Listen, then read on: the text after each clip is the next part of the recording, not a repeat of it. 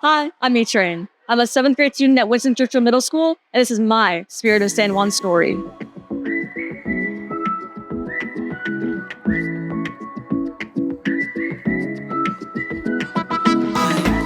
Ethan embodies the essence of what it means to come to be a student in the San Juan Unified School District. When Ethan came to me, first of all, to talk about bringing an author here, I was like, wow. And so what Ethan ended up doing was he took control of the entire situation, and he coordinated this entire assembly. I started doing what I do after I learned the term book deserts. A book desert is an area where books are scarce, where kids don't really have access to the resources necessary to and for literacy. And I knew from that moment on that I wanted to change that. We have over 800 students at Dyer-Kelly. All 800 students got an autographed copy of the author's book. We had this one conversation one time in my office, and I was talking about what literacy means at Dyer-Kelly.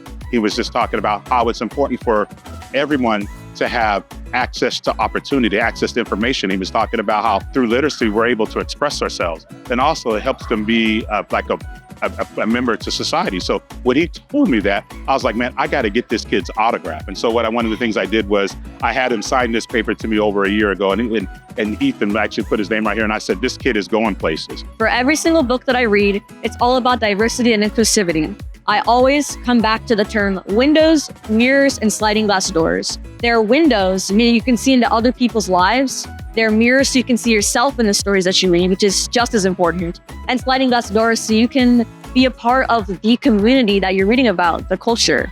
As somebody who is in such a diverse, such an inclusive school district like San Juan, I hope to give books about every single sort of community. When you see yourself in a book that you read, it just gives you that spark of light. I just remember very vividly when the author was giving the presentation. It was a graphic novel. The kids, I just really felt could relate to the characters in the book. I mean, they looked like them, they reflected them, and just even the things that they were doing in the story, they had a connection with the characters. So when there's a connection right there with the characters, they most definitely want to read. And that's really kind of, again, what it's all about. He's not only developed a passion for reading and literacy, but through that passion, he's also determined that by sharing it with others, he hopes to inspire and lead other children into their own passions around reading. And so for me as principal, it's just the ultimate hope you have for a student. E-Train is very unique in his ability. What I noticed is to stand up in front of an entire audience of students, his peers, and articulate the books that he loves to read. He's energetic, creates a lot of excitement for the children in reading. He also is a giver.